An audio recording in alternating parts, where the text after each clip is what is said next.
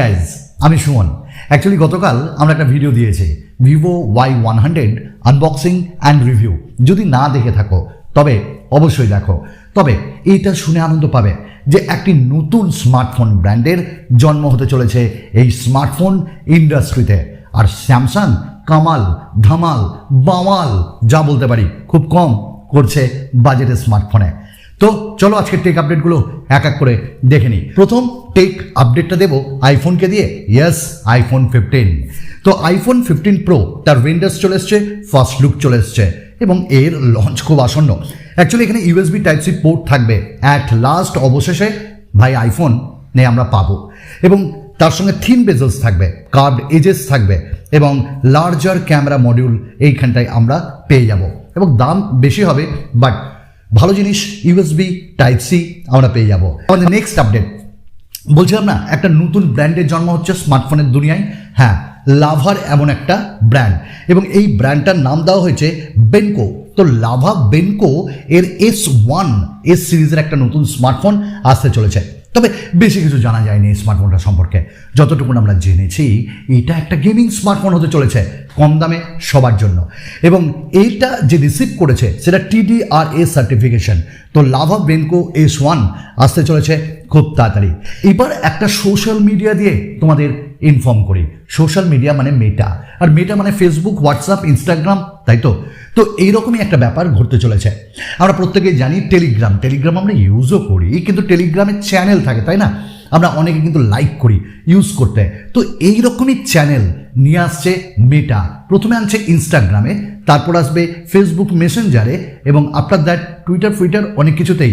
এবার চ্যানেল তোমরা পাবে, আমরা পাবো, ইউজ করতে পারবো। আসছে খুব তাড়াতাড়ি আমাদের নেক্সট আপডেট স্যামসাংকে দিয়ে। তোমরা প্রত্যেকেই জানো যে A74 আসছে না ভাই, আসছে না। তাহলে কি করতে হবে? রাগ করব না, কারণ এই সিরিজের S23 FE আসছে ভাই খুব তাড়াতাড়ি এবং ওটা নাকি আগামী মাস বা তার পরের মাসে লঞ্চ হতে চলেছে, যেখানে আমরা অ্যামোলেড ডিসপ্লে, 120 হার্টজের refresh rate, in display fingerprint scanner, dual speaker with Dolby Atmos, স্ন্যাপড্রাগনের 8+ Gen 1 এরকম প্রসেসর পাবো আর কি।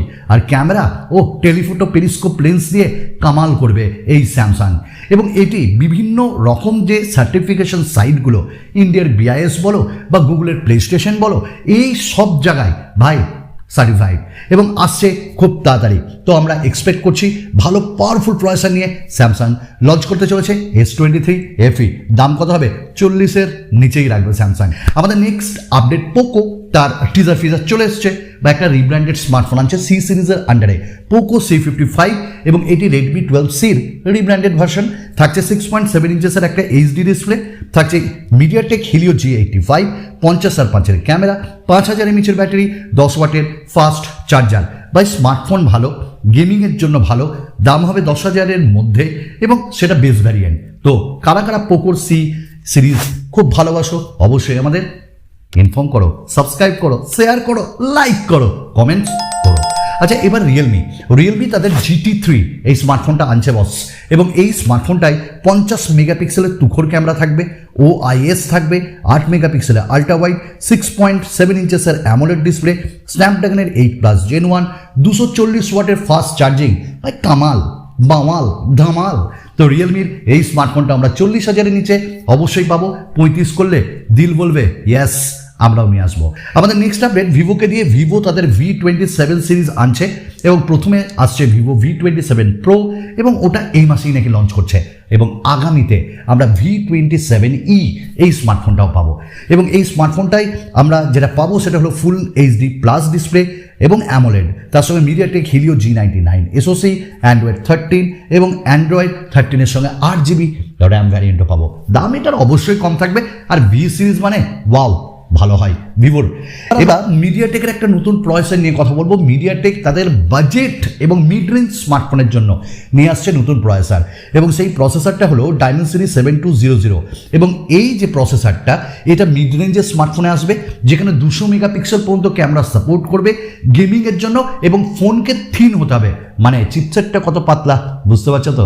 আমাদের নেক্সট আপডেট নোকিয়া পাগলামো করেছে, পাগলামো খ্যাপা পাগল যা বলবো তাতে মানে কম।